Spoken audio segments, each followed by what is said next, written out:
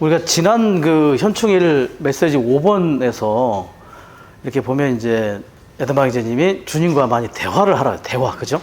대화를 하면서 그 중에 기본적인 게 뭐냐면 염려하지 말고 기도와 간구로 또 그리고 항상 감사함으로. 자, 그래서 염려라는 말은 염려는 주님에게서 오는 게 아니라고 했잖아요, 그죠? 주님은 환경이나 고난을 우리에게 안배해 주실 수는 있는데 염려를 주시진 않는다. 근데 환경과 고난은 주님에게 오지만 염려는 그게 올 때 이제 살짝 낑겨 들어오는 게 염려예요. 누구에게 오냐면 사탄이 우리에게 이렇게 살짝 던져주는 게 염려라는 거예요. 그래서 베드로전서 5장 7절에 보면 염려를 뭐라고요? 어떻게 하라고 그래? 염려를 맡기십시오. 맡기십시오. 주님께 맡기십시오라고 그래요. 그래서 맡긴다라는 영어를 뭐냐면 캐스팅이라고, 캐스팅. 캐스팅 all your anxiety라고 하는데, 캐스팅 하면은 던지다라는 데 던지다. 이렇게 던져버리다. 그리고 우리가 일반적인 생활에서 캐스팅이라는 단어를 많이 이렇게 접하잖아요. 그죠? 어떤 때 접합니까? 뭐 캐스팅 보드도 있고, 그 영화 이렇게 딱 뭐 하면은 주연 배우를 누구를 캐스팅했다 그래요. 예. 네. 이번에 영화를 박우견 배우에게 캐스팅해, 주연 배우, 여배우예요. 캐스팅했다고 그래요. 맡겼다는 얘기예요. 중요한 걸 맡겼다. 네, 캐스팅이. 네. 그래서 그 5번 메시지의 어떤 영화가 뭐냐, 염려와 관용이라는 영화예요. 염려와 관용이라는 영화의 주연 배우는 누구다? 그리스도예요. 우리는 배우가 안 돼. 거기 배역을 맡을 수가 없어. 우리는 역량이 안 돼. 그거를 맡을 수 있는 역량이에요. 그래서 관용도 그리스도, 염려를 맡으실 분도 그리스도. 그래서 맡겨야 돼, 계속. 그래서 그전에는 맡기다 하면은 이거 어떻게 맡기나? 뭐 연봉 그 캐스팅 출연료를 많이 줘서 맡기는 방법밖에 없는데, 그죠? 근데 우리는 어떻게 맡기냐면 그 에드마이즘이 긴 메시지 안에서 답을 거기다가 다 던졌어요. 로마서 3번에 로마서 3번이 굉장히 길었잖아요. 그 굉장히 아주 엑기스예요. 거기에 핵심 단어가 대화하라. 그래서 심지어 그냥 우리의 모든 것들을 다 내놔라. 심지어 짜증도 내놓고 뭔가 불만도 내놓고 그러면 그분은 그걸 기뻐한다는 거예요. 왜 어린아이가 할머니에게 또 엄마에게 막 짜증 부리고 할 때는 좀 힘들기도 하지만 귀엽잖아요. 투정 부리는 게 뭔가 좀 원하는 게 있거든. 그러니까 그런 걸 보면 그 투정과 그 어떤 대화 안에서 주님이 들어갈 수 있는 여지가 그때 생긴다는 거예요. 근데 말을 안 하고 있어. 그러니까 애가 철이 들었어. 이 철든 게 좋은 게 아니에요. 옛날에 철들었다는 말은 뭐냐면 너무 환경이 안 좋다 보니까 이미 뭘 알 걸 너무 많이 알아버렸어. 그래서 애답변이 없는 거거든요. 우리 철든 생활 하지 말고, 그냥 철든 척 하지 말고, 사실 철 안 들었잖아요. 속에는 막 있잖아. 아직도 막 있는데 그걸 철든 척 하느라고, 아유, 주님 바쁘실 텐데 주님 힘드실 텐데 뭘 얘기하지 말고 그냥 다 내놓으라는 거예요. 내놓고 대화하다 보면 그게 바로 캐스팅 하는 거예요. 던지고 계속 던져놓고 그러면서 계속 맡기는 훈련을 할 필요가 있죠. 그리고 마지막에 뭘 하냐면 감사하라. 감사가 나와요? 계속 감사하래요. 모든 일에 감사하래요. 감사가 됩니까? 어제 그 일은 감사가 되는데 오늘은 정말 감사가 또 안 되는 경우도 있어요. 그죠? 그러니까 감사를 케이스 바이 케이스로 생각하면 감사가 안 나와요. 그러니까 눈에 보이는 걸로 감사를 하면 감사 못할 때가 더 많은 거예요. 사실은. 그잖아요. 교회 생활 가운데 감사할 일만 있겠습니까? 예, 저도 이렇게 퍼센테이지로 따지자면 정말 쉽지 않을 때가 많습니다. 자, 그래서 제가 이걸 헬라어를 찾아봤어요. 그전에 알았어요. 감사가 이게 감사라는 말이에요. 감사. 예, 감사하다. 유카리스테오. 영어로 하면 뭐죠? 설마 영어를 모르시는 거 아니죠? 땡큐. 땡스 a lot. 예. 뭐 great thanks 뭐 너무 저기 하지만 땡큐, 땡스. 그죠? 일본어로. 아리가또 고자이마스. 예. 아리가또 고자이마스. 그다음에 중국어 뭐지? 중국어? 깐시에 중국어 할 때 깐시에. 예. 자, 어쨌든 이 감사하다는 유카리스테오를 분해해 보면 이렇게 하면 이게 카리스가 뭐예요? 카리스가 은혜예요, 은혜. 카리스는 은혜예요. 카리스의 헬라어가 은혜예요. 은혜가, 이 카리스가 영어화된 것이 그레이스예요, 그레이스. 예.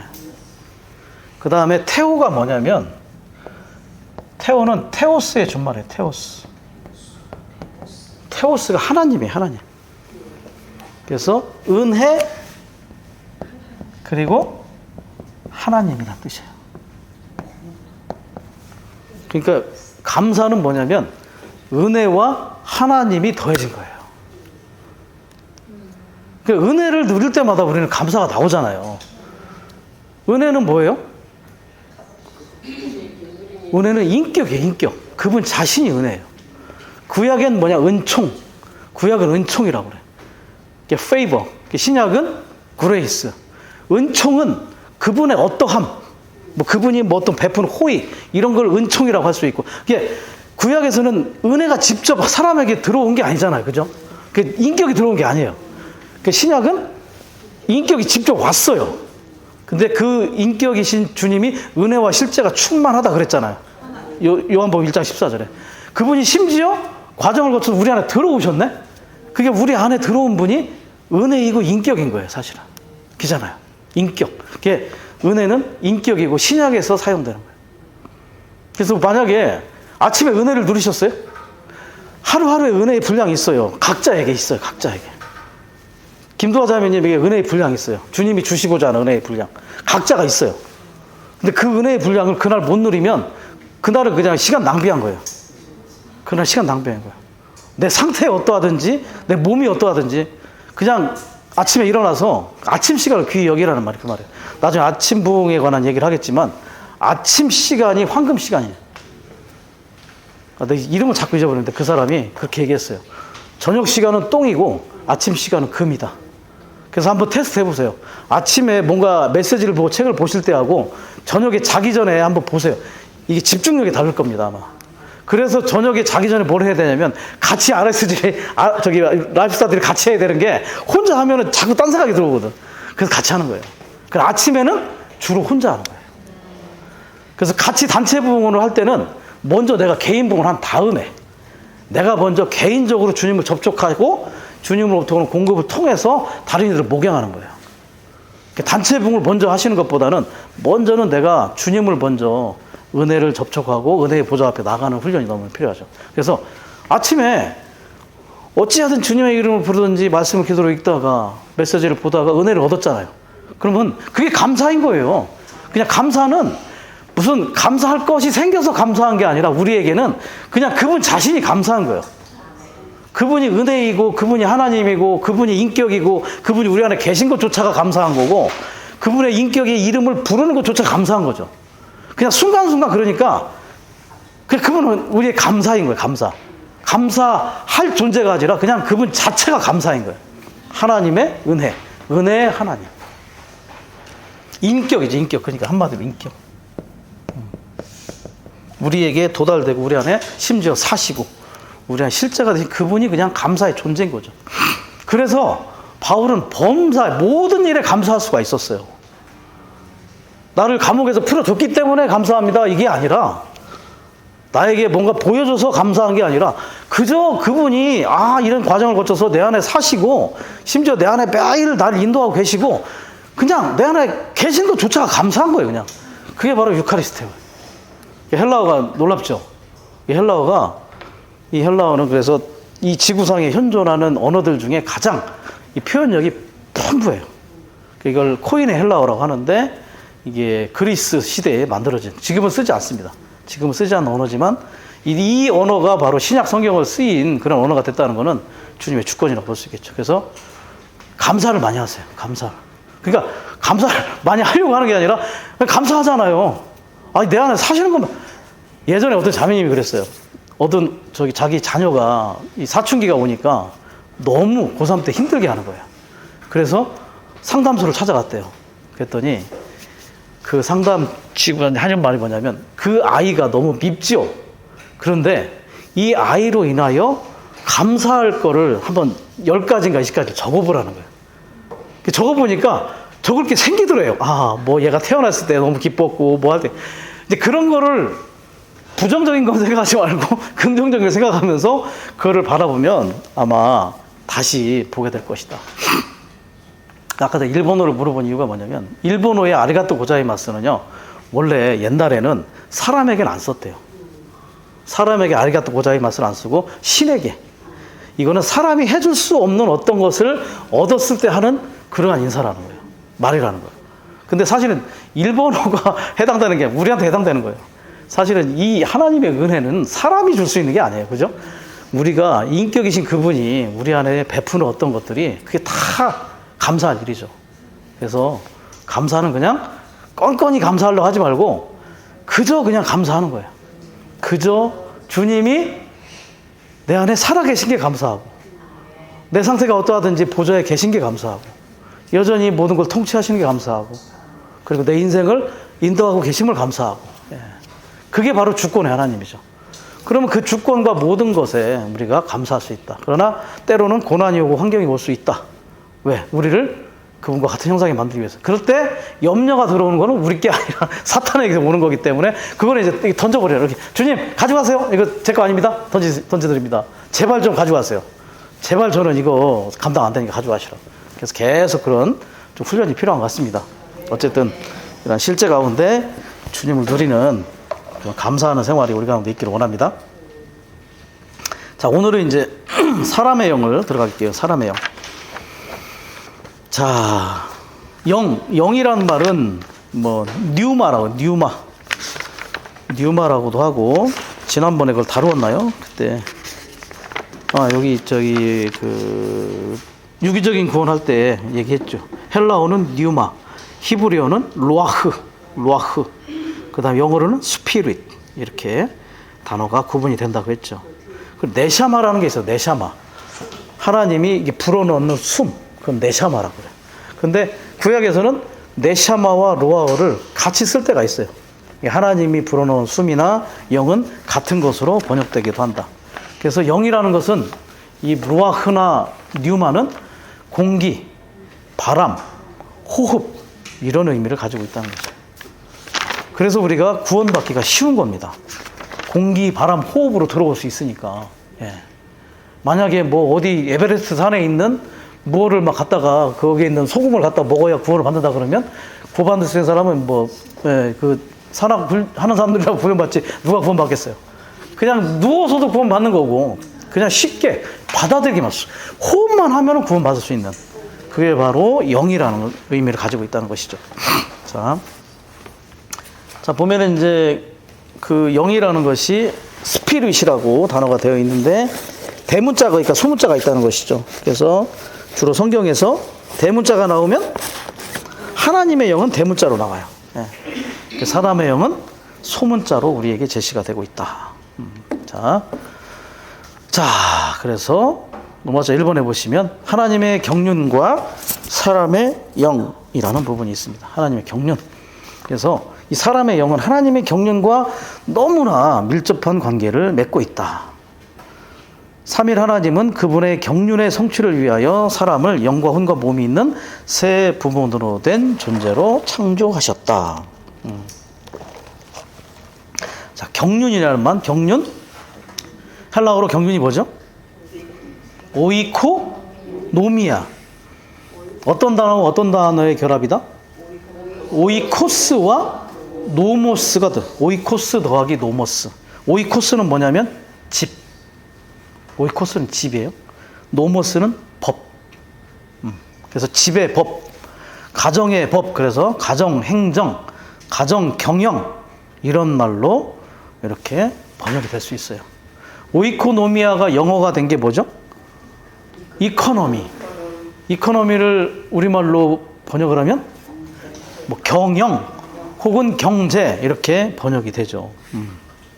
그래서 중국어, 옛날에 중국어 성경에서는 그래서 뭐라 했냐면 하나님의 경영, 이렇게 했어요. 니영재님 시대까지는 하나님의 경영이라고 이렇게 쓰고 이영재님 있을 때도 하나님의 경영이었어요. 그러다가 이영재님이 한국을 방문하셨어요. 오셨는데 개역 성경에 경륜이라고 돼 있는 거예요. 경륜? 그러고 보니까 이 한자 의미를 쫙 보니까 경영보다는 경륜이 맞겠다. 그래서 그 뒤에 회복력을 다 경륜으로 싹 바꿨어요. 모든 용어가 중국에서 경영에서 경륜으로 바뀌었어요. 한국의 개혁성이 큰 일을 한 거예요, 그때. 우리는 경륜이란 말을 많이 썼거든요. 그래서 대통령 그 선거 나올 때도 뭐 경륜 있는 대통령 해가지고 나오고, 우리는 그 말에 익숙해. 중국 사람들은 많이 안 썼어요. 경륜이란 말을 거의 쓰질 않았다는 거죠. 근데 우리는 그 말이 굉장히 익숙한 말이었고, 그래서 번역할 때도 그 말을 썼죠. 경륜이란 말을. 그래서 경륜이란 말로 바뀌었다. 근데 경륜이란 말을 한자로 이렇게 보면 륜자가 별이 륜자예요. 별이 륜. 뭐 낚싯줄이라는 말도 있고요. 허리끈이라는 말도 있고, 별이 륜. 예.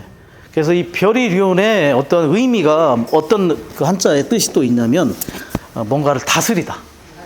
다스리다는 뜻도 있고, 뭔가를 총괄하다. 통괄하고 총괄하다는 의미도 포함되어 있어요.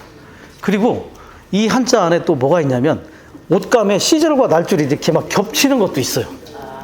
이거는 제가 몰랐는데 어떤 형제님이, 저 군포에 있는 형제님이 저한테 연락이 와가지고 이런 의미도 있는데 자기가 얘기하면 별로 잘 안 먹힐 것 같으니 저보고 이걸 얘기를. 형제님 알겠습니다. 일단 알겠는데 제가 나중에 어떻게 해보겠다. 근데 그런 의미까지 있다는 거예요. 그러니까 이 하나님의 경륜이라는 륜자가 상당히 오늘 우리가 많이 연관돼요. 시질과 날줄이 있어서 옷감이 이렇게 짜여지는 것도 있고, 다스리다, 통괄하다, 총괄하다는 의미도 있고, 이 말이 그러니까 이 하나님의 어떠한 모든 것들의 총 집대성을 여기다 다 집어넣을 수 있는 거예요. 자, 하나님의 경륜을 우리는 어떻게 정의하죠? 하나님의 경륜은 하나님께서 사람이 되신 이유는 신격에서는 아니지만 생명과 본성에서 또 기능과 외양에서 그분과 똑같이 되게 하기 위한 것이다. 너무 좀 보편적이어서 그냥 안 하신 거죠, 그죠? 괜히 그 정도 가지고. 예. 그래서 이거는 하나님이 사람이 되셔서 사람이 하나님이 되게 하는 게 하나님의 경륜이다. 이렇게 얘기하는데, 누가 얘기했다고? 네. 그래서 회복 안에서 만들어낸 용어가 아니다. 아타나시우스라는 사람이 있었는데, 나중에 교회사를 할 때도 다를 거예요. 아리우스라고 하는 교보가 이번에 대만 도역자들 집회하니까 아리우스 얘기를 하시던데, 아리우스의 그 관점, 오늘 5층에 있는 사람들이 아리우스의 후손입니다. 아리우스는 뭐라 했냐면, 예수는 하나님이 아니다, 이거예요. 예수는 그냥 그 일시적으로 하나님께서 보내심 받은 우리로 말하면 신원자와 같은 존재예요. 선지자. 그래서 하나님의 인성을 부인하는 거예요. 하나님이 사람 대신 인성이 있어야 되는데 하나님의 인성이 부인되고 예수의 신성을 부인하는 거예요.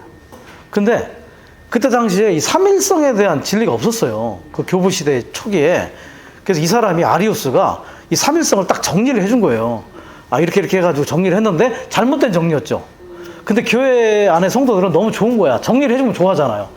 복잡한 거를 딱 이렇게 요연하게 정리를 해준 게 너무 좋은 거야. 그래서 따르는 사람이 엄청 많았어요. 이 아리우스, 그 다음에 C.S. 라슬이라는 사람이 같은 관점인데 이 사람의 관점들을 이렇게 따라간 거예요. 그러다 보니까 예수가 하나님이 아니고 하나님의 인성이 부인되니까 경륜은 그냥 깨지는 거예요. 사람이 되시고 사람이 하나님이 되는 과정이 있어야 우리가 거기에서 하나님이 되는 그 실제를 체험하는데 이것이 없는 상태가 된 거죠. 그때 니케아 종교회의 324년인가? 그때요? 397년인가? 327년, 네, 아타나시우스라고 하는 일개 집사가, 어느 집사실에 있었는지 모르겠지만, 일개 집사가 나와가지고, 강하게, 무슨 말씀을 하십니까, 지금? 하나님께서 사람이 되신 것은, 신격에서는 아니지만, 사람이 생명과 본성에서 하나님이 되게 하기 위한 것입니다. 나머지 사람들이 너무 시원한 거예요, 이게.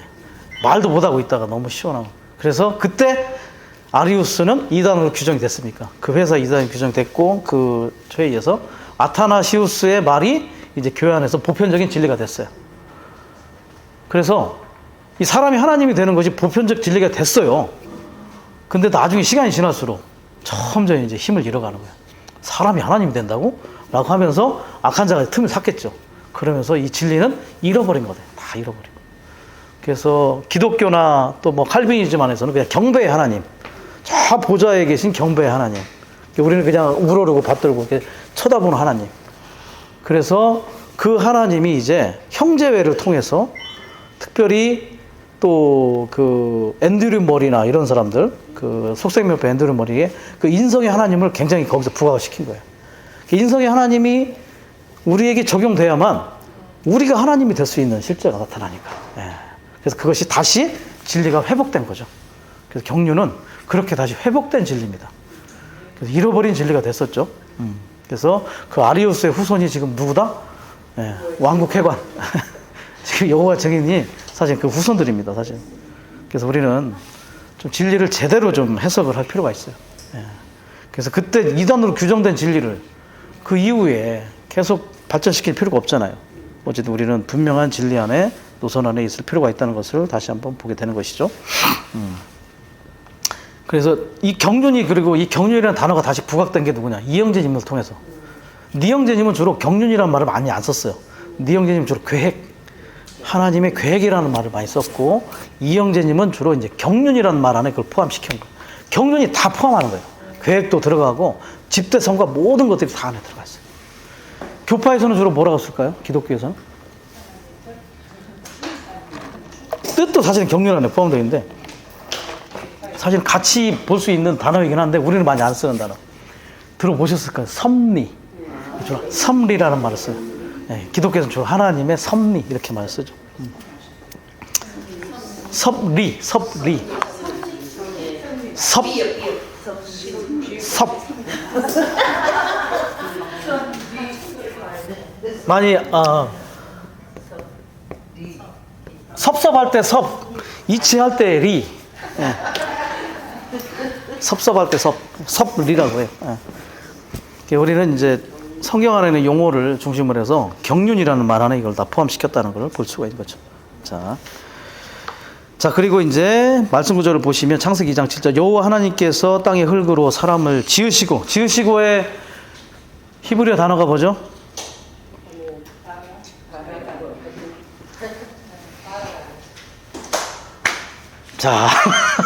자, 창세기에 나오는 네 가지 히브리어 단어, 바라아사 야찰 바나.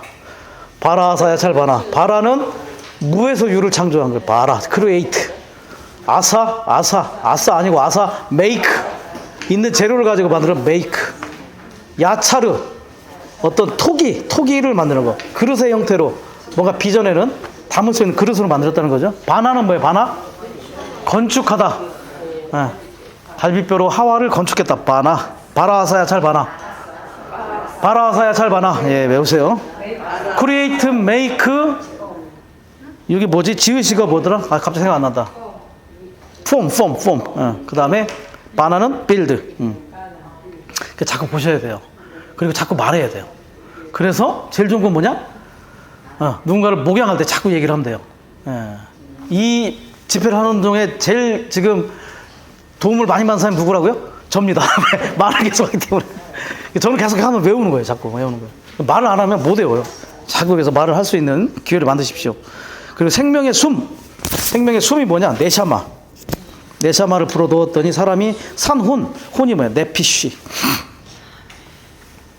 자, 데살로니가서 5장 23절, 그리고 화평의 하나님께서 직접 여러분을 완전히 거룩하게 하셔서 여러분의 영과 혼과 몸이 우리 주 예수 그리스도 오실 때에 나무랄 데 없이 온전하게 보존되기를 원합니다.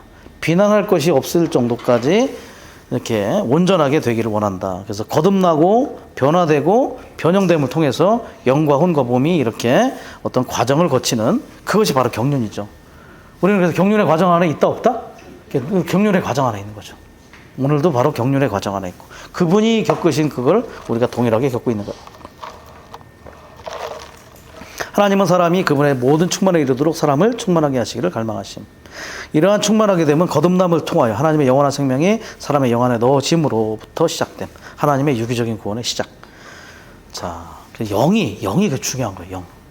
그래서 영을 뭐라고 하냐면 하나님의 경륜의 가장 전략적인 지점이다. 가장 전략적인 지점. 영. 영을 짓지 않았다면, 영이 없다면 이게 이루어질 수가 없어요. 사람만이 이 하나님의 경륜을 성취할 수 있는 거예요. 영이 있으니까. 다른 동물과 식물은 영이 없어요. 혼까지. 그래서 이 영이 있다는 것은 너무나 아주 위대한 우리 안의 진리죠. 전략적인 지점이다. 하나님의 경륜의 성취를 위한 가장 전략적인 지점은 바로 사람의 영이다. 그러니까 하나님의 영이 중요하지만 사람이 영이 없으면 소용이 없어요. 자, D번, 그 영과 사람의 영의 경륜적인 상호작용이 하나님의 유기적인 구원의 비결이다. 상호작용, 경륜적인 상호작용. 그래서 제가 여기 쓴 한자, 아까 자매님이 모르신다고 했는데 요 말이 뭐냐면 고장난명. 고장난명. 고, 외로울 고. 독거노인 할 때 고. 고아. 외로울 고자예요. 장, 손바닥장. 손바닥장. 난, 무슨 난? 어려울 난. 명, 울명. 울다, 명. 외로운 손바닥은 울지 못한다. 울기가 어렵다. 이게 울 명자가 뭐냐? 소리라는 소리. 울다는 게 소리가 난다는. 자, 외로운 손바닥은 소리를 내지 못한다. 외로운 손바닥에 무엇이 있어야 소리가 나요? 이래야 소리가 나죠. 그러니까 손바닥도 마주쳐야 소리가 난다. 이 뜻입니다. 손바닥도 마주쳐야 소리가 난다. 고장난명. 그래서 하나님이 혼자 아무 소리를 못 내는 거예요. 사람의 영이 있어야 마주쳐야 뭔가 일어난다는 거죠. 역사가. 그게 바로 고장난명. 처음에 저 처음에 보고 뭐가 고장났다는 말이야. 고장난 게 맞아요. 혼자 있으면 고장난 거지. 같이 있어야 돼요. 하나님과 사람이 만나야. 하나님의 영이 우리 안에 들어오셔야 거기서부터가 경륜의 역사가 시작되는 거예요. 우리 안에서. 나의 경륜의 역사. 자, 우리가 사람이 타락하기 전에는 우리 영과 혼과 몸 중에 무엇이 인격이었습니까? 타락 전에 아담과 하와. 타락 전인데? 응? 타락한 후에는?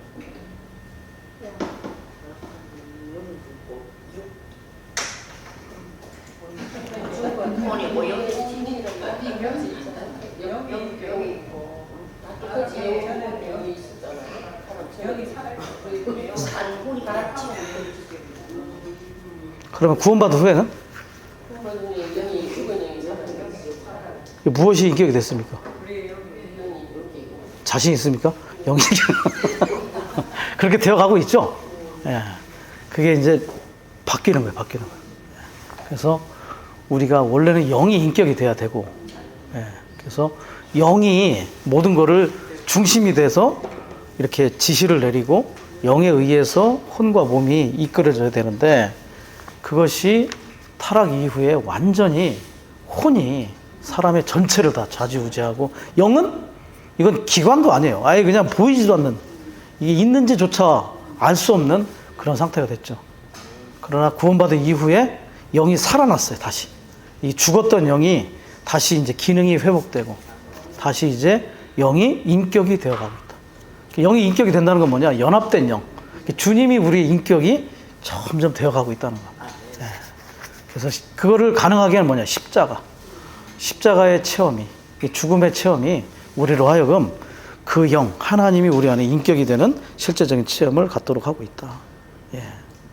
그래서 이제 인격이 바뀌는 거죠. 구원받는 건 인격이 바뀌는 것이고, 변화되는 게 뭐냐? 인격이 바뀌고 있는 거예요. 예.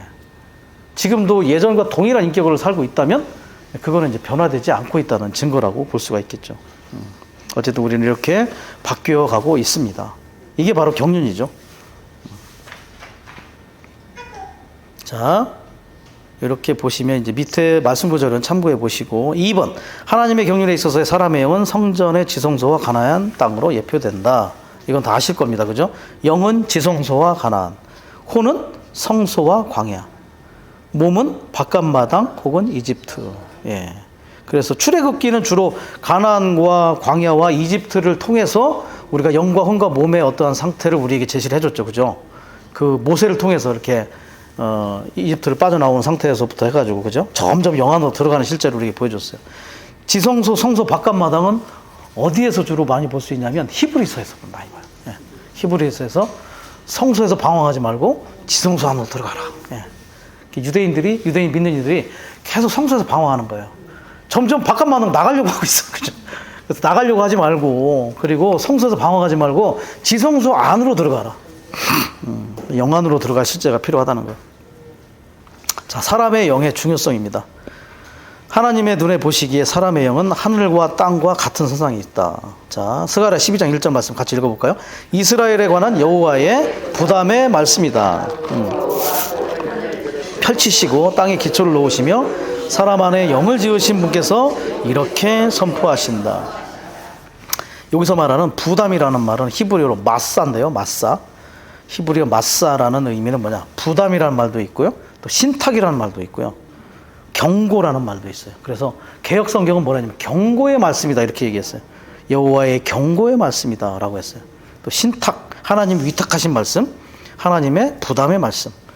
자, 하늘들을 펼치시고, 하늘들을 어떻게 했냐면 그냥 이렇게 병풍처럼요 쭉 펼치셨다는 거예요.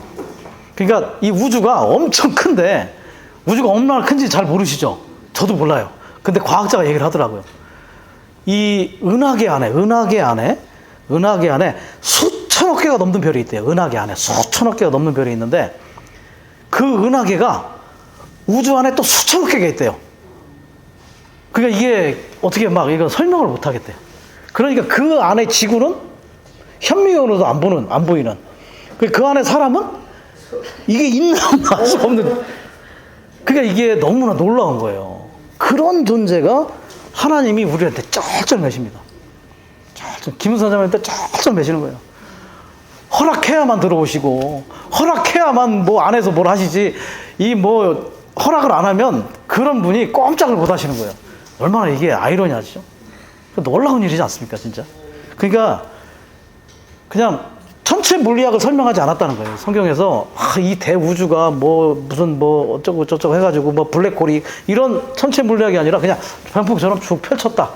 네. 왜냐하면 그렇게 중요한 게 아니라는 거예요, 이게. 그리고 땅에 기초를 놓으시고, 땅이 어딥니까? 지구. 지구에 기초를 놓았다는 거예요. 하늘도 우주가 있고, 대우주가 있고, 그 다음에 땅, 지구가 있고, 거기에 사람이 있어요. 소우주인 사람이 있어요. 그 소우주인 사람 안에 영을 지으셨다.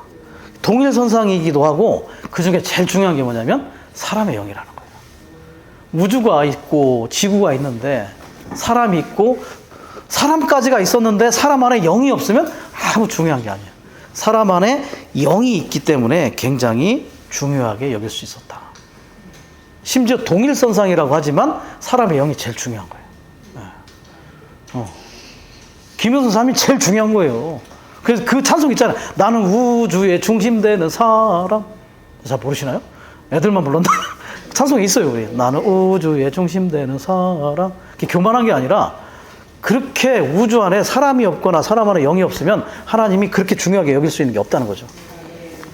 그래서 이영진 뭐라고 정했습니까? 하늘은 땅을 위하고, 대우주는 지구를 위하고, 이 지구는 사람을 위하고, 사람의 영은 하나님을 위해 존재한다.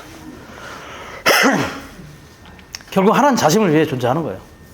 우리가 이 지구 안에 이렇게 어느 시간에 부모에 의해서 왔다는 것은 다 그분의 뜻과 목적 안에 포함된 어떤 의미가 있다는 것이죠. 예. 의미 없는 인생이 없어요. 다 의미가 있는 인생이고, 그 의미가 정말 뛰어난 의미가 되려면 우리 영 안에 하나님을 담는 것이다. 그러면 이거는 참 이 보좌 위에서 얼마나 기쁨이 넘치겠습니까? 쉽지 않죠, 그죠? 쉽지 않습니다. 진짜 어떤 때 보면, 여기 앉아서 이렇게 교회 생활하는 지체들을 보면, 정말 귀한 사람들이다. 저 밖에서 아무리 복음지를 돌려도 쳐다보지도 않는데 어떻게 이 사람들은 어떻게 알고 들어왔을까? 한 사람 한 사람 과정이 정말 놀라운 것 같아요. 저를 봐도 그래요. 어떤 분이 그랬어요.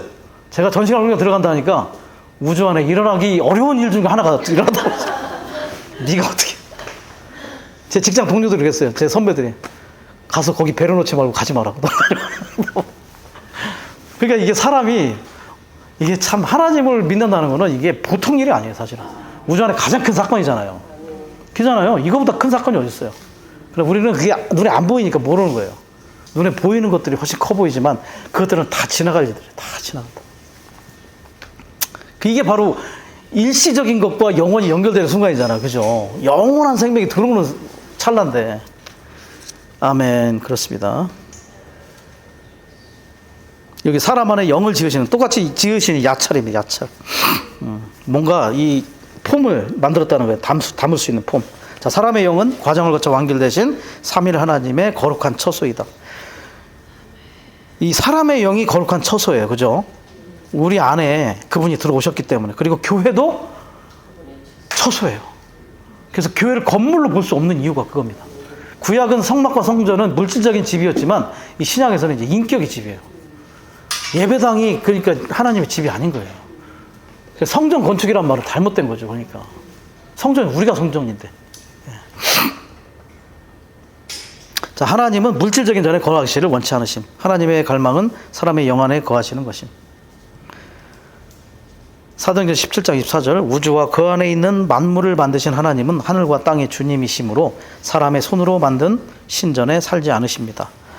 그리스도와 그 영이 우리 안에 내주하심으로써 우리의 영을 하나님의 거처로 삼으심. 내주하시는 그리스도. 자, 주님께서 그대의 영과 함께 계시기를 바랍니다. 은혜가 그대와 함께 하시기를 바랍니다. 자, 로마서 8장 11절도 한번 보겠습니다. 또한 예수님을 죽은 사람들 가운데 살리신 분의 영께서 여러분 안에 거하시면 그리스도를 죽은 사람들 가운데 살리신 분께서 여러분 안에 거하시는 그분의 영을 통하여 여러분의 죽을 몸에도 생명을 주실 것입니다. 거하시면 오이케오, 살다, 오이케오. 오이코스는 집이었고 거하다 살다는 오이케오, 살다, 거하다. 에베소서 2장 22절 여러분 또한 그분 안에서 함께 건축되어 영 안에 있는 하나님의 거처가 되고 있습니다.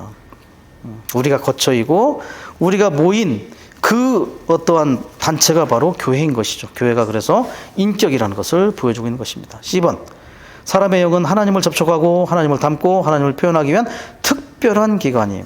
그릇으로 만들었어요. 그릇.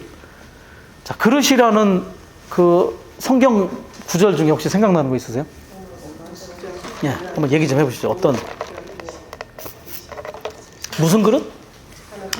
긍휼의 그릇이다. 긍휼. 영광을 담기로 예비된 긍휼의 그릇. 예. 또 에베소 4장 7절에 보면 갑자기 생각이 안 나네. 예. 이제 생각이 나. 거기도 그릇이에요. 어쨌든 그죠? 에베소 4장 7절. 바울이 그릇이라고 했어. 그릇. 뭐라고 했지?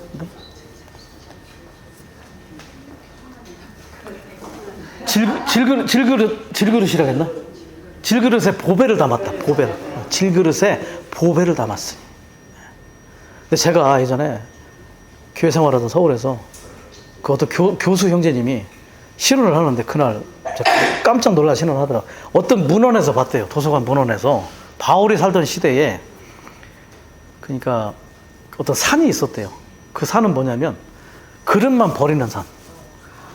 그릇을 아무데나 버리지 않고 깨지면 위험하니까 그 그릇들만 모아서 버리는 곳이 있었대요. 하나의 산이 돼버렸대요. 이렇게 질그릇 산처럼 이렇게 거기는 그릇만 갖다 버린 거예요. 보면 그릇이 가보면 다 깨져 있잖아요. 여기서 말하는 질그릇은 그런 의미라는 거예요. 가치 없는 그릇. 예. 그냥 깨지기 쉽고 그냥 아무렇게나 널브러져 있는 그릇들. 그런데 그 그릇 안에 뭔가 보배가 담기면 그 그릇을 가져간다는 거죠. 네, 그릇과 함께 그 그릇이 귀하게 볼 수 있다는 거죠. 왜냐하면 질그릇이 귀한 게 아니라 그 안에 담긴 보배가. 네. 그래서 우리는 그런 그릇이라는 거예요. 그냥 질그릇이라고 말하는 바울의 표현은 그냥 아무렇게나 그냥 쓸모없이 버려졌던 그릇인데 거기에 보배를 담았기 때문에 우리는 보배를 담은 질그릇들이다. 근데 보배가 그냥 보배로만 남아있는 게 아니라 이 그릇을 변화시키고 있어요. 나중에는 보배를 표현하는 그릇이 되게 하는 거죠. 놀라운 거죠, 사실은. 몇 장 몇 절이라고 네? 4장 7절이에요, 그게. 질그릇 보배를 아니 3장 7절은 예, 예. 나중에 찾아봅시다. 예, 지금 제가 헷갈리는데. 그게 아니에요. 그러나 우리 각 사람의 그리스도의 은사의 분량에 그래서 고린도후서 4장 7절이라니까. 제가 에베소서가 아니라 고전이 제가 뭐라고 했죠? 에베소서 했죠? 예. 제가 날씨가 더우니까요. 많이 회로가 끊길 때가 있습니다. 예, 사역원에 갔다 온 지 일주일 되니까 어제까지 머리가 아프더라고요. 예, 이해해 주십시오. 그래서 자매님들이 저를 짊어지셔야 돼요. 어깨에. 좀 무겁지만 짊어져 주셔야 돼요. 왜냐, 약하기 때문에. 예. 어디까지 했더라? 어쨌든 특별한 기관이다, 영이. 그래서 아까 얘기한 대로 하나님의 경륜을 위한 전략적인 지점이다. 하나님의 전략이 우리 영 안에 있어요. 우주에 대한 전략이. 욥기 30장 8절 그러나 사람 안에 영이 있고 전능하신 분의 숨이 그들에게 총명을 줍니다. 여기서 영이 루아흐예요. 루아흐. 숨이 네샤마예요. 숨 네샤마를 주어서 이 루아흐가 예, 이제 형성이 되는 거죠. 근데 잠언 20장 27절에 가면 이제 똑같이 써요. 사람의 영을 네샤마라고도 표현합니다. 하나님의 숨이나 사람의 영이나 같은 거죠. 왜냐하면 숨으로 만들어졌으니까. 그리고 그 숨이 뭐예요? 또 말씀이잖아요. 디모데후서 보면 하나님의 호흡, 숨, 말씀이에요. 다 같은 거예요. 그래서 하나님, 숨, 그 다음에 말씀, 영, 다 같이 우리에게 적용되는 거죠. 그러니까 말씀을 기도로 읽으면 그 숨이 우리에게 오는 거고. 자, 창세기 2장 7절 여호와 하나님께서 땅의 흙으로 사람을 지으시고 그 코에 생명의 호흡을 불어넣으시자 사람이 산혼이 되다. 똑같습니다. 여기서도 흙이 뭐냐면 땅의 흙이 아파르인데 이게 뭐냐면 먼지, 티끌이에요. 이 흙이 좋은 흙으로 만든 게 아니에요. 그 무슨 저기 좋은 황토 갖다가 막 해서 만든 게 아니라 그냥 먼지, 티끌 중에 하나를 가지고 우리를 만들었다고 표현하는 거예요. 그게 하나님이 안 들어가면 질그릇처럼 아무 의미가 없어요. 근데 우리는 어떻게 하냐면 보배보다 질그릇을 귀하게 여길 때가 있어요. 나의 질그릇 중에 막 뛰어난 어떤 부분. 예. 이영진이 많이 얘기하잖아요. 질그릇을 귀하게 보지 말고 우리는 보배를 귀하게 봐야 된다. 질그릇은 그냥 깨질 수밖에 없는 사람의 인성이다. 그래서 먼지와 티끌로 사람을 야차르 지으시고 그 코에 생명의 호흡 네샤마를 부어 넣었더니 산혼 네피쉬가 되었다. 지난번에 다 했어요, 그거. 그래서 계속 찾아보시고. 자, 주님께서 그대의 영과 함께 하시기를 바랍니다. 은혜가 그대와 함께 하시기를 바랍니다. 사람의 영은 여호와의 등으로서 빛이신 하나님의 형상을 빛바라에 표현한다. 여기 말하는 잠언 20장 27절이 사람의 영을 로아흐라고 하지 않고 네샤마라고 했어요. 같다는 거예요. 그래서 로아흐와 네샤마는 같은 것이다. 여호와의 등이라 내적 존재의 모든 것을 살핀다. 영이 죽으면 우리 내적 존재에 살필 기능이 없는 거예요. 영이 그냥 죽은 상태로 있으면. 그래서 구원을 받은 이후에 영이 살아나죠. 그래서 타락한 이후에 영의 상태가 어떻게 되냐면 양심이 이렇게 커졌어요. 양심이 이렇게 커져가지고 뭐가 죄인지를 이렇게 보고 있어요. 그리고 직감과 교통은 바닥에 떨어졌어요. 하나님을 아는 기능은 떨어지고 하나님과의 흐름이 다 끊어진 거예요. 양심이 부각돼요. 왜? 죄의 문제를 이제 안에서 만져줘야 되니까. 그런데 그것도 시간이 지나면서 가인 때부터 이제 양심이 그냥 무뎌져 버린 거예요. 그래서 처음에 신치, 하나님이 통치한 신치, 그 다음에 타락한 이후에 양심 통치 시대. 근데 그것도 안 되니까 나중에 인간 통치, 노아 때부터 이제 인간 통치. 인간 통치가 너무 과하게 되니까 이제 국가와 나라가 형성되면서 이제 전제 군주가 나타나고 어려운 패단이 나타나게 된 거죠. 사람의 영은 다음의 상황들에 있어서 중요하다. 자, 제가 질문을 하나 드리겠습니다. 사람에게 영이 있다는 증거, 사람이 영이 있다는 걸 어떻게 알 수 있습니까?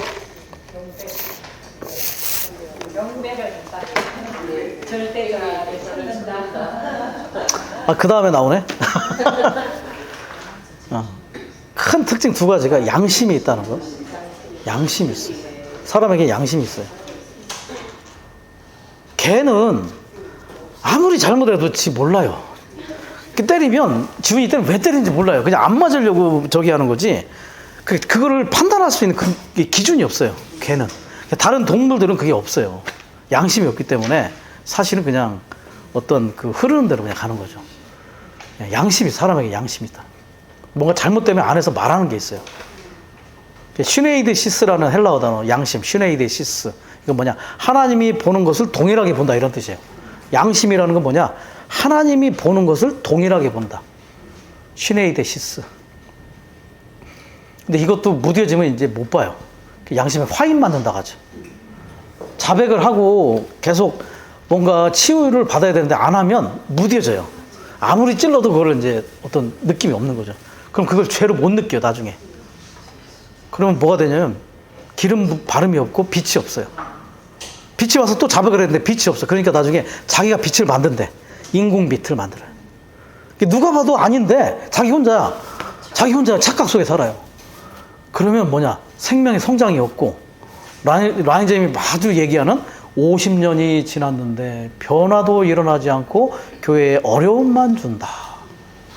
그냥 주님 품에 가는 것이 낫다 이렇게 얘기할 정도. 심각하게 얘기했어요. 너무 힘드니까. 근데 그게 빛으로 봐요. 자기 혼자. 그게 이제 심각한 거죠.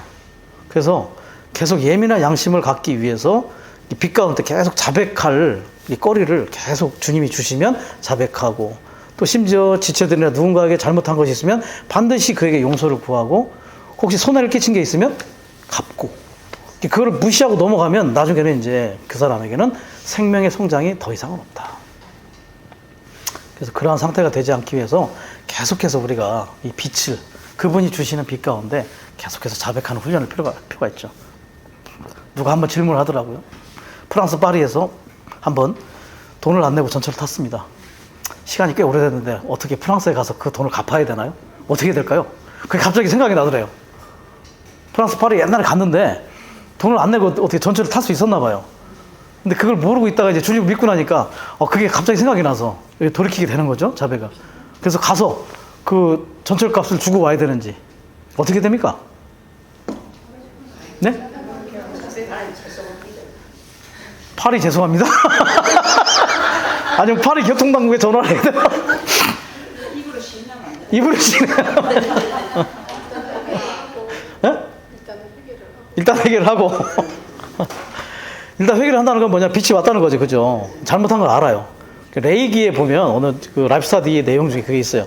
그거를 그냥 갚을 수 없는 상황이잖아요. 아니, 거길 갔다 오려면 그 돈이 얼만데.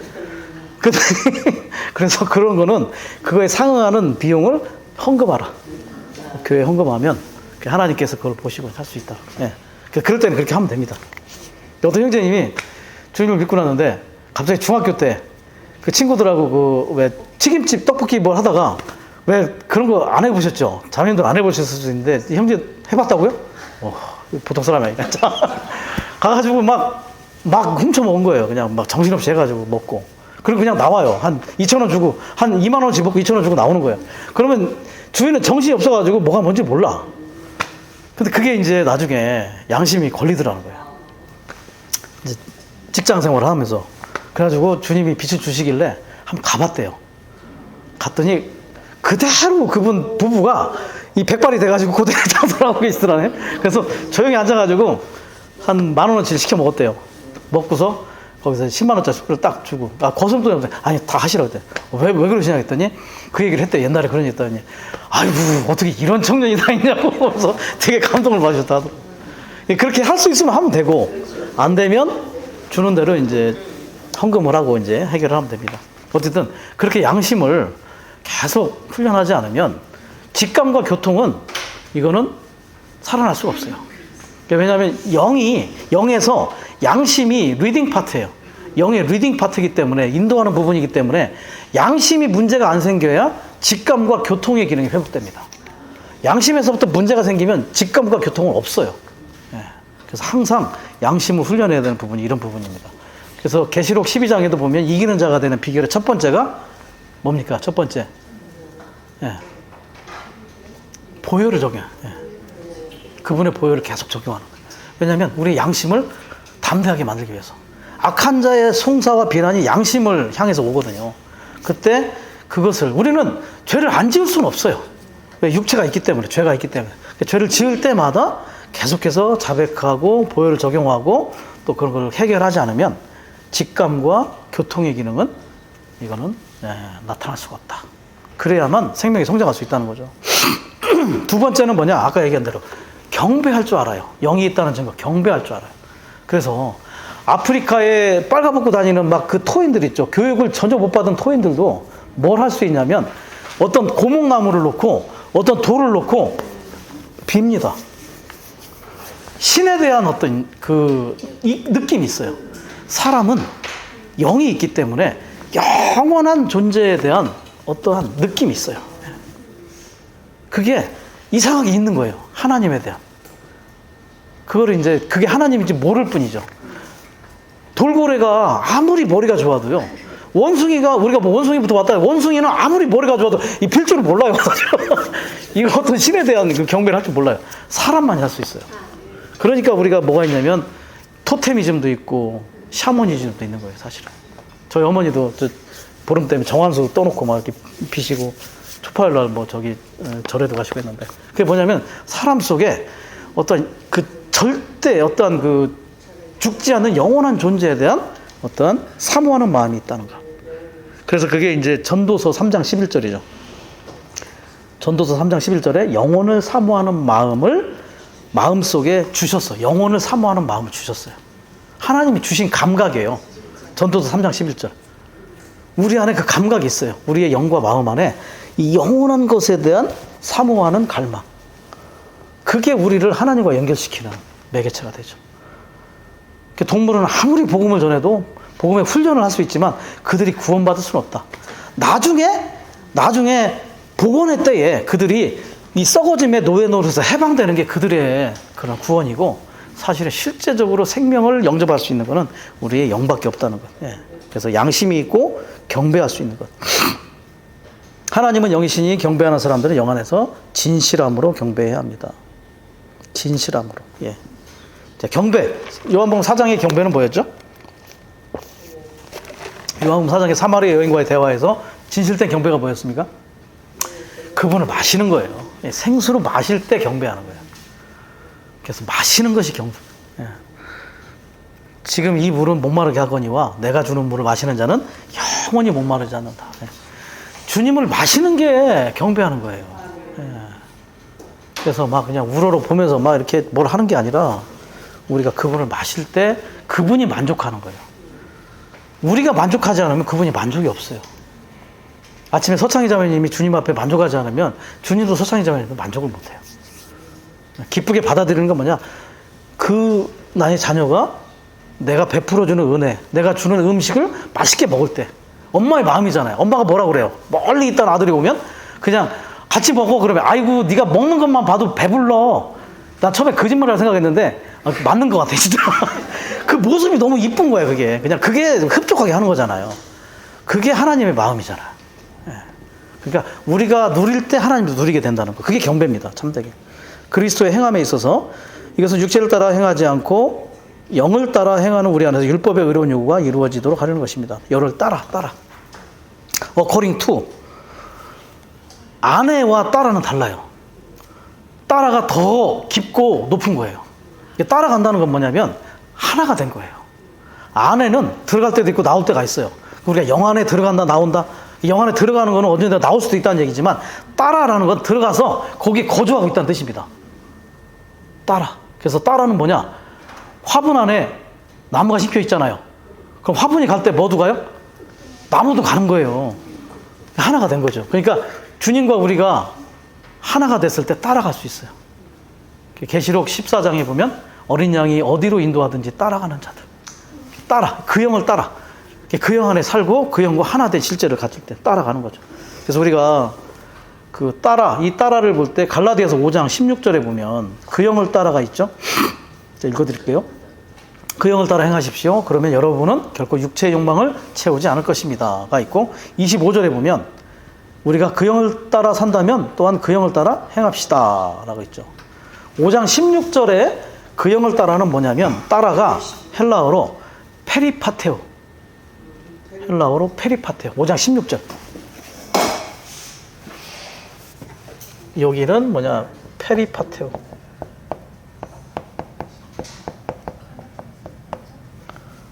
그 다음에 5장 26절에 따라는 뭐냐? 스토이케오. 많이 들어보셨죠? 많이 나왔어요. 스토이케오.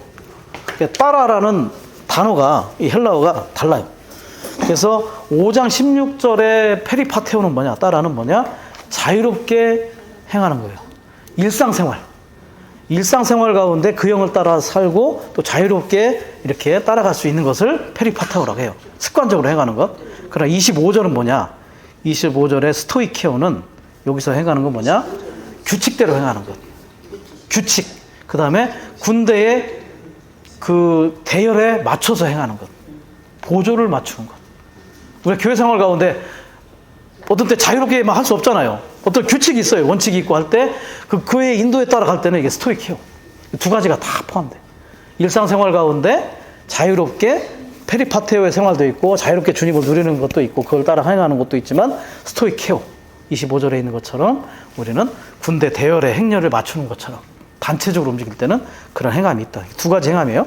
그 다음 개인적인 행함과 단체적인 행함이 있다는 것을 볼 필요가 있습니다. 25절입니다. 예, 저를 좀 25절 저를 짊어져 주셔야 됩니다. 25절 아직도 더위가 있습니다. 25절 갈라디 25절이요. 자, 그리고 주님을 향한 사람의 봉사에 있어서 자, 여기에 보면 로마서 6장 두 번째 줄에 보면 여러분의 지체를 불의의 무기로 죄에게 내어주지 말고 마지막에 보면 의의 무기로 하나님께 드리십시오. 이건 몸을 드려야 된다는 거예요. 봉사를 할 때 몸을 드리는 부분. 자, 그리고요, 그 죄는 우리 안에서 왕 노릇을 해요. 죄가 우리의 육체 안에 왕 노릇을 하죠. 거기 첫 번째 줄에 보면 우리가 그리고 생명 안에서 왕 노릇한다는 말로 있죠. 근데 그 회복력에서 뭘로 바꿨냐면 우리가 생명 안에서 왕으로서 다스린다고 그래. 왕 노릇이라는 말 절대 이제 안 씁니다. 죄는 우리 안에서 왕 노릇을 하는데 노릇은 뭐냐면 자격이 없는데 그 일을 하는 거예요. 자격도 없는데 노릇한다. 저 선생님도 아닌 선생님 노릇한다는 거랑 똑같아요. 그러나 우리가 생명 안에서 왕으로서 다스리는 거는 우리가 왕이기 때문에 다스리는 거예요.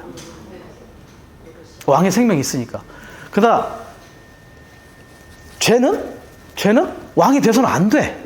그러니까 우리 육체 안에서 왕 노릇을 하는 거예요. 예, 그걸 좀 구분하세요. 그래서 다음부터는 신앙할 때 생명에서 왕 노릇하기거나 이런 말을 쓰지 마십시오. 우리는 왕으로서 다스리는 거고 죄가 우리의 육체 안에서 왕 노릇을 하는 것이다. 이렇게 좀. 자, 그리고 로마서 12장 2절과 8장 6절은 이제 생각, 혼의 부분입니다. 혼. 자, 몸은 드리고 몸을 불의의 육체로 드리지 말고 죄에게 주지 말고. 그럴 경우가 있잖아요. 부지불식간에. 네 형제님이 기차 여행을 할 때 거기 마작을 하고 있더래요. 사람들이 마작을. 그 마작이 굉장히 보편적인 노름인가 봐요. 중국에. 이 형제님도 마작을 참 좋아했다는데 마작을 하고 있는 사람들이 네 형제님한테 짝이 하나가 좀 부족한 상황이 와가지고 혹시 좀 마작을 좀 같이 하시겠냐고 딱 권유를 했대요. 네 형제님 마작을 못 하셨을까요? 하실 수 있죠. 잘했을 것 같아. 네 형제님 뭐라고 대답하시는지 아시죠? 내 손과 발은 마작에 드릴 것이 없습니다. 나는 내 손과 발은 저기 그 마작에 드릴 수 있는 게 아무것도 없습니다. 아예 안 주겠다는 게 거기에. 왜냐, 거기에 주는 순간에 그냥 더럽혀지니까. 내 손과 발은 그냥 하나님께만 드릴 것이 있습니다. 그 말까지 했는지 모르겠지만 어쨌든 거기에 마작에 드릴 손이 없습니다. 이렇게 얘기했다는 거예요. 그러니까 우리가 거기에 사용을 해서 안 된다는 거지. 제가 몇 번 얘기했던 것처럼 젊은 동역자, 지금의 나이 드신 동역자 한 분이 젊었을 때 이 형제님에게 라스베가스에 가서 세상을 한번 공부하기 위해서 이거 카지노에 가서 하지는 말고 보기만 합시다. 그러니까 이 형제님이 몸을 갖다 두고 눈으로 보는 순간 더럽혀집니다. 몸을 갖다 두고 눈으로 그걸 보는 순간 더럽혀집니다. 그래서 가지 말고 보지 마십시오. 그렇게 얘기했다는 거죠. 그래서 고린도전서 9장 27절에 있잖아요. 몸을 쳐서 노예로 삼아라. 고린도전서 9장 27절에 몸을 쳐서가 어딜 치라는 거예요? 눈두덩이 아래 여기를 치라는 거예요. 여기 눈두덩이를 시퍼렇게 되도록 때리라는 얘기예요. 여기를. 진짜요, 헬라어가. 여기를 시퍼렇게 되도록 때리라는 얘기예요. 왜 여기를 때리겠어요? 왜 이걸 쳐야 되나요? 보는 것이 문제가 되니까. 이 보는 것이 항상 모든 죄의 근원이거든요. 그래서 안목의 정욕이라는 말도 있잖아요. 안목의 정욕. 보는 것에 의해서. 이 보는 게 문제예요. 안 보면 되거든요. 그래서 항상 이 보는 것을 주의하라고. 아가서에 보면 눈에 대한 얘기가 있죠. 비둘기의 눈이 있고 연못의 눈이 있는데 그 전에 준마 말은 시야가 270도래. 270도. 그러니까 이게 우리는 보통 한 120 정도 보는 것 같은데 270도로 보면 이게 다 보이는 거예요, 거의. 그래서 경주만은 여기 앞에 이걸 달아야 돼, 이렇게. 안 그러면 가다가 딴 데서 샌다는 거죠, 여기 보다가. 그 준마의 말이 뭐가 됩니까? 비둘기의 눈이 돼. 앞에만 보고 가죠. 그냥 앞으로 주님만 바라보고. 그리고 나중에는 헤스본 바드랍빔 문 곁에 연못과 같은 눈. 그 연못의 눈은 뭐냐면 깊이가 얼마나 깊이 있는지를 몰라요. 예, 던져보면 얼마나 깊이 내려가는지. 그래서 나중에는 아주 깊은 눈이 돼야 된다. 뭔가를 바라보는 눈, 통찰력 있는 눈. 야곱이 성숙한 뒤에 사람과 사물을 볼 때 그 바라보는 눈이 깊어졌던 것처럼. 예. 그래서 우리가 이 눈을 주의하지 않으면 정말 이런 정욕에 빠지기 쉽고 죄에게 우리 자신을 드리기 쉽다. 눈으로 좋아 보이면 그냥 가잖아요. 하와처럼 그냥 아이고 먹음직도 하고 보암직도 하니까 그냥 손으로 가서 따먹는 거와 똑같은 겁니다. 그래서 항상 우리의 눈이 주님을 바라보는 훈련하는, 그래서 우리의 정말 주체가, 우리 몸의 지체가 의의 무기로 들여질 수 있도록. 혼은 생각이 새로워짐, 그죠? 그 육체에 둔 생각. 그리고 에베소 4장 23절에 생각의 영 안에서 새롭게 되라는 말이 있어요. 영의 어떠한 그 뭔가 영의 공급과 영의 흐름을 받아들여서 우리가 영 안에 귀속된 생각을 가져야 된다. 영이 인격이 될 필요가 있는 것입니다. 영이 인격이 되어야만, 우리 혼이 인격이 아니라 영이 인격이 되어야만 영 안에서부터는 공급과 영에 귀속된 그러한 혼으로서의 합당한 그러한 혼으로 주님께 드려질 수가 있다. 그리고 로마서 8장 13절은 이제 몸의 행실을 죽이라. 예. 육체에 따라 살지 말고 몸의 행실을 죽임으로써 우리가 영 안에 사는 것을 훈련한다. 그리고 로마서 12장 11절은 영 안에서 불타라. 예, 영 안에서 불타라.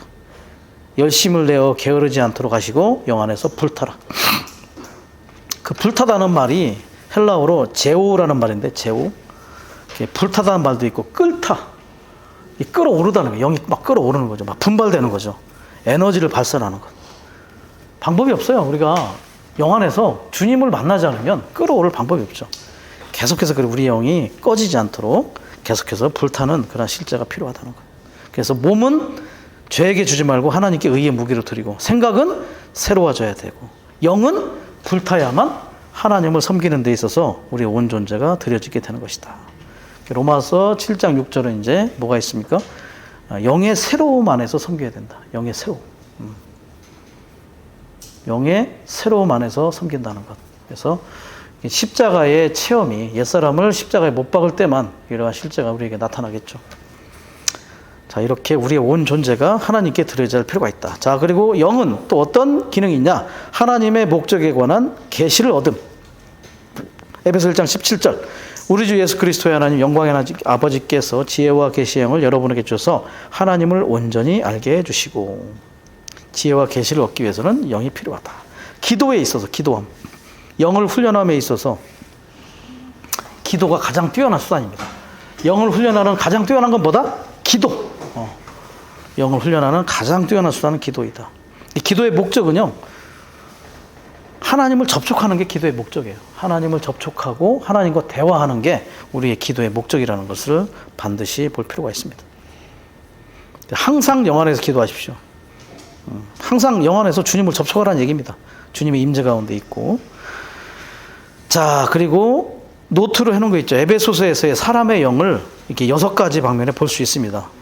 1장 17절은 지혜와 계시의 영, 2장 22절은 하나님의 거처인 영, 3장 16절은 속사람인 사람의 영, 거듭난 영, 4장 23절은 생각의 영, 5장 18절은 충만하게 되는 영, 6장 18절은 영적 전쟁을 위해 기도하는 영. 이게 다 사람의 영을 얘기하는 거예요. 특별히 술 취하지 말라. 술 취하는 건 몸이 충만한 것이죠. 그러나 기도하는 것은 영이 충만되는 것이다 라는 것을 5장 18절에서 얘기하고 있습니다. 자, 그리고 6번째, 주님의 은혜를 얻음에 있어서 빌립보 4장 23절, 주 예수 그리스도의 은혜가 여러분의 영과 함께하기를 바랍니다. 자, F번, 사람의 영이 아니면 누구도 사람의 일을 알 수 없으나 영적인 사람은 모든 것을 분별한다. 자, 영적인 사람이 얘기했죠.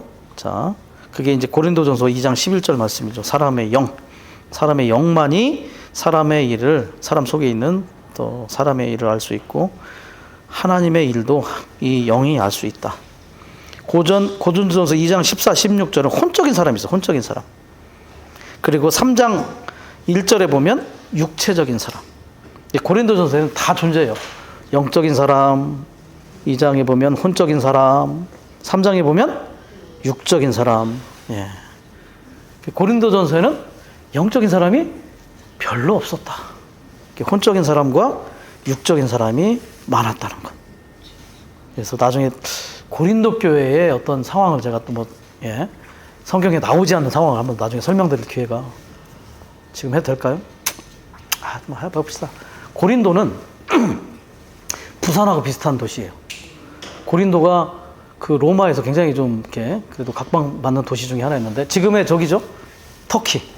터키가 있는. 근데 지금은 교회에 흔적이 하나도 없어요. 에베소, 고린도 이런 데가 그냥 터키는 무슬림의 나라가 됐기 때문에 교회에 흔적은 없죠. 근데 그 고린도의 특징이 뭐냐? 약간의 해양 도시였다. 해양 도시. 그래서 무역도 많이 일어나고 돈도 많고 거기에 신전이 있었어요. 고린도에. 아프로디테 신전. 아프로디테 아시죠? 뭐죠? 미의 여신. 그 여신의 신전이 있었는데 그 신전에는 뭐가 있냐면 항상 1년에 한 번씩 신녀를 뽑아요. 처녀 중에 신녀를 하나 뽑아. 제사장이죠, 제사장. 그래가지고 그 신녀에게 남자들이 가서 돈을 주고 음행을 합니다. 그러면 그게 신과 접할 수 있는 어떠한 것이라고 생각을 해요. 그러니까 신전이 돈이 많아요. 항상 돈도 많고 은행 업무도 막 하고. 근데 그 신녀를 1년에 한 번씩 뽑아요. 1년이 되면 임기가 끝나고 그 다음에 또 신녀를 뽑아요. 그게 오늘날 어떻게 우리에게 전달이 됐냐면 1년에 한 번씩 뭘 뽑습니까? 각 나라마다 미스 코리아, 미스 유니버스를 뽑죠. 그게 그렇게 유전이 된 거예요. 사실은. 참 이게 악한 거죠. 왜 뽑아요? 왜 수행복인 여자를 왜 뽑냐고. 그 필요 없는 걸 왜 하냐고. 그게 거기서부터 시작된 거예요. 그러니까 이 고린도는요. 그래서 그런 것들에 대해서 크게 도덕적으로 이렇게 많이 향상이 안 됐어요. 그게 고린도 교회 문제 중에 그자 일이 있잖아요. 이렇게 어머니를 데리고 사는 그걸 치리하지 않는 거예요. 그러니까 그 보편적인 관점이 바울이 보기에는 이게 쉽지 않다는 걸 알게 됐죠. 그러니까 이 고린도라는 특징이 그런 거예요. 영적인 사람이 많잖아. 혼적이고 육적인 사람이 많고. 그래서 고린도의 어떤 지표가 오늘 우리에게는 교회가 이렇게까지 될 수 있지만 여전히 우리에게 희망이 있다. 그래도 주님은 그곳에서 사역을 하시고 그 교회를 변화시키고 또 성도들을 변화시키는 그런 경륜의 역사를 한다는 것이 우리에게 하나의 지표가 되는 거죠. 그래서 고린도 교회 욕할 필요가 없어요. 교회마다 다 어떤 영적인 사람들이 있을 뿐만 아니라 혼적인 사람도 있고 육적인 사람도 있고 교회는 또 사탄이 항상 뭔가를 하기 위해서 움직이는 거. 교회 살 때 그래서 어떤 형제님이 버가모 교회나 두아디라 교회, 천주교회는 사탄이 할 일이 없다. 가서 그냥 이렇게 낮잠 자고 있어도 왜 사람들이 알아서 자기들이 그냥 경륜에 하지 않기 때문에. 근데 주회복 안에는 사탄이 와서 정신을 바짝 차리고 있다는 거예요. 정신을 바짝 차리지 않으면 이렇게 자기가 원하는 대로 안 되기 때문에. 사탄이 바쁘대요. 주회복 안에 더. 그게 더 깨어 있어야 됩니까? 왜냐면 우리를 흔들어야죠. 그래야 자기도 자기의 목적을 달성할 수 있으니까. 그래서 우리가 더 깨어 있을 필요가 있어요. 더 영적인 사람이 돼야 되고. 자, 그리고 고린도에 있는 어린 믿는 이들과 히브리인의 어린 믿는 이들의 차이가 뭐였죠? 그때 한번 말씀드렸는데. 고린도의, 그러니까 히브리의 믿는 이들은 진리에 대한 인식이 부족해요. 진리의 인식.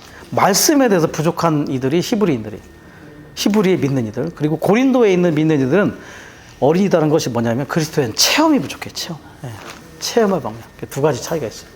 히브리의 믿는 이들은 진리의 인식에 있어서 고린도의 어린 믿는 이들은 그리스도에 대한 체험이 부족한 부분. 그러니까 혼적이고 육적인 그러한 상태가 계속 나타나게 되는 거죠. 어린아이들 같았어. 고린도의 믿는 이들이 많은 이들이 어린아이와 같았다. 육체를 따라 살고. 네. 자, 로마서 3번까지 할게요. 그러면 사람의 영의 구성 요소와 기능. 자, 양심이 있어. 양심. 직감이 있고 교통이 있다. 영의 리딩 파트가 양심이에요. 아까 말씀 그대로입니다. 양심의 문제가 해결되지 않으면 직감과 교통의 기능은 해결되지 않는다. 양심이 그래서 항상 예민한 양심을 하나님 앞에 가질 필요가 있다. 양심에 있어서 제일 중요한 단어가 뭐냐면 옳음. 거기죠, 옳음. 양심은 증거하기도 하고 심판하기도 하고 양심에 우리 어떤 때는 통회하고 또 완악한 양심도 있어요. 근데 제일 중요한 단어는 옳음. 옳은 것을 판단하는 것이 바로 양심이다. 자, 직감에 중요한 것, 직감. 고린도서 2장 11절. 혼이 알 수 없는 것을 아는 게 이 직감이에요. 예. 우리가 보통 혼이 알 수 없는 것들은 영의 직감이 알아요. 자, 우리가 육체가 아는 것을 뭐라고 하죠? 육체가 아는 것. 육감이, 육감. 오감도 있고 육감도 있고, 그죠? 그건 이게 눈에 보이는 어떤 것을 아는 거예요. 보통 혼이 잘 아는 걸 뭐라고 하죠? 우리가 잘 쓰는 단어 중에 그 사람 참 촉이 좋다. 촉이 좋다. 직감은 바로 영이 아는 거예요, 영. 그래서 우리가 양심이 예민하고 양심이 합당하게 처리를 받을 때마다 이 직감의 기능을 통해서 혼이 알 수 없는 것들을 알게 되고 영 안에서 온전히 알게 되고 또 영 안에서 어떤 때는 탄식하게 되고, 그죠? 그래서 그거는 알려고 막 애쓴다기보다 그냥 자연스럽게 알게 되는 것 같아요. 영적인 것들이 이해가 되죠. 어느 날 순간 되면 우리가 교회 생활 안에서 계속 견고하게 변화되는 과정 안에 있다 보면 그냥 이해가 되는 것 같아요. 저는 예전에 훈련 때도 그렇고 세루살렘이 도저히 이해가 안 되는 거예요. 어떻게 이게 있을 수 있는 일이지? 아무리 봐도 과학적으로 일어날 일이 아닌 것 같은 거예요. 어떻게 영혼 안에서 뭐 그렇게 되고 저렇게 되는데, 근데 시간이 지나고 보니까 그 인격이라는 말이 그렇게 와닿지 않았어요. 물질적인 성인데 인격이다. 물질적으로 보이지만 뭐 그래서 금도 있고 보석도 있고 한데 결국은 나중에 그 인격이라는 말이 탁 저한테 왔어요. 아, 이건 인격이다. 하나님과 사람 안에. 그리고 소신언서를 할 때 그때 재작년인가 그 전에 겨울훈련인가였는데 그 에스라, 느헤미야를 얘기할 때 에스라는 정화시키는 사역을 했잖아요. 그 다음에 느헤미야는 성벽을 건축했잖아요. 근데 형제님이 뭐라고 했냐면 그들도 여전히 그때 세루살렘을 건축하고 있었다. 그들이 알 수는 없을지 모르지만 여전히 그들은 세루살렘을 위하여 세루살렘의 일을 하고 있었다는 말이 갑자기 전율이 오더라고. 아, 세루살렘은 역대로부터 창세로부터 계속 존재해 오고 있는 거예요. 하나님의 어떻게 보면 우리의 마음의 본향이잖아요. 우리가 세루살렘 얘기 때 본향이라고 말하면 돌아갈 곳이에요. 미래에 갈 곳이기도 하지만 원래 돌아가야 할 곳이에요. 원래 하나님과 사람이 단체적으로 하나된 인격이라면 우리가 되어야 할 그 존재가 바로 세루살렘이죠. 그게 다만 미래에 있는 것 뿐이에요. 우리가 죄가 있었기 때문에 과정을 거치고 변화되는 과정이 필요했기 때문에. 그걸 보니까 원래 이건 있어야 되는 것이었구나. 창세기에 그분이 생명나무를 줄 때부터 이 그림은 있었구나. 그게 와닿더라고요. 그래서 어느 날 보면 이 모든 것들은 시간이 지나면 우리에게 참되게 실제가 되는 것 같아요. 자, 교통이라는 부분. 교통은 경배, 섬김, 기도, 기뻐함, 또 교통, 연결. 저는 연결이라는 말이 거기에 많이 이렇게 좀 연결되는 것 같아요. 연결. 흐름이 있어요. 교통이 있다는 건 하나님과 우리 사이에 흐름이 있죠. 그래서 이번에 여름훈련에 11번 메시지가 이 교통에 대해서 아주 심도 있게 다루기 때문에 그때 참 많이 좀 누리시면 좋을 것 같아요. 그때 제가 11번을 준비할 때 이 교통이라는 부분에 있어서 형제님이 아주 부담 있게 교통을 많이 해 주시더라고요. 교통이라는 말은 그래서 뭐가 헬라어로 뭐냐? 교통은 교통이 한자로 교통, 그 다음에 헬라어는 코이노니아, 영어로는 펠로우십. 펠로우가 뭐냐면 어떤 뭐라고 표현할까요? 동료와 같은 동료 의식 뭐 이런 거하고 연결이 될 수 있는데 이 코이노니아의 헬라어의 의미의 깊은 뜻은 공동 참여 혹은 공통 참여. 하나님께서 우리에게 베풀어준 그 유업을 공동으로 참여하는 게 교통이에요. 예. 그래서 바울은 빌립보서나 이런 데 보면 복음의 교통이라는 말을 써서 복음의 교통. 거기에서 교통은 뭐냐? 교통이 어카운트, 계정이에요. 계정. 헌금. 복음을 위해 헌금하는 것도 교통에 참여하는 겁니다. 교회 안에 어떤 흐름과 필요가 있을 때 그것을 위해 우리가 헌금할 때 그것은 이 교통, 복음의 교통에 참여하는 것 같은 거죠. 그리고 또 뭘 얘기하냐면 고난의 교통이라고. 고난의 교통. 그리스도가 우리에게 남긴 고난이 있잖아요. 그 고난에 함께 참여할 때 우리가 교통 가운데 있는 거예요. 우리가 교회를 위해서 그리스도를 위해서 핍박을 받을 때가 있고 고난을 받을 때가 있어요. 그거는 고난의 교통에 함께 공동 참여하는 거예요. 함께 공동 참여하는 거예요. 근데 제일 무서운 말이기도 해요. 이상희 자매님, 이따 끝나고서 교통 좀 하시겠어요? 라고 얼굴을 아주 길게 내리고 눈빛을 이상하게 하면 오금이 저리고 내가 뭐 잘못한 거 있나? 제일 무서운 말이에요. 그러니까 어떤 형제님이 제일 무서울 때가 언제냐면 집에 갔을 때 자매님이 형제님 저 교통 좀 하시다 그러면 제일 무섭대요. 그때 자매님이 제일 무섭대요. 내가 뭐 잘못한 게 있나? 그래서 잘못한 거를 시시비비를 따지기 위해서 교통하는 게 교통이 아니다. 근데 거기서 사실은 이야기를 하다 보면 공동 참여 안에 들어가면 참 좋은 거죠. 근데 우리는 교통이라는 말을 좀 너무 이렇게 뭔가 부정적일 때 많이 쓰는 것 같아요. 그래서 저도 누가 교통하자 그러면 겁나요. 그래서 생각해봐요. 저분하고 내가 무슨 관계가 뭐가 있었지? 그래서 참 달콤한 건데, 그래서 이게 참 우리가 이 교통이라는 말을 이렇게 제한적으로 쓰지 말고 하나님의 우리에게 주신 모든 것들을 공동으로 참여하고 교통하는 것을 배우는 것이 너무나 중요하다는 생각이 듭니다. 어쨌든 우리가 양심이 해결되지 않으면 이러한 직감과 교통의 기능은 우리에게서 살아날 수 없다는 것을 반드시 좀 기억할 수 있기를 바랍니다. 아멘.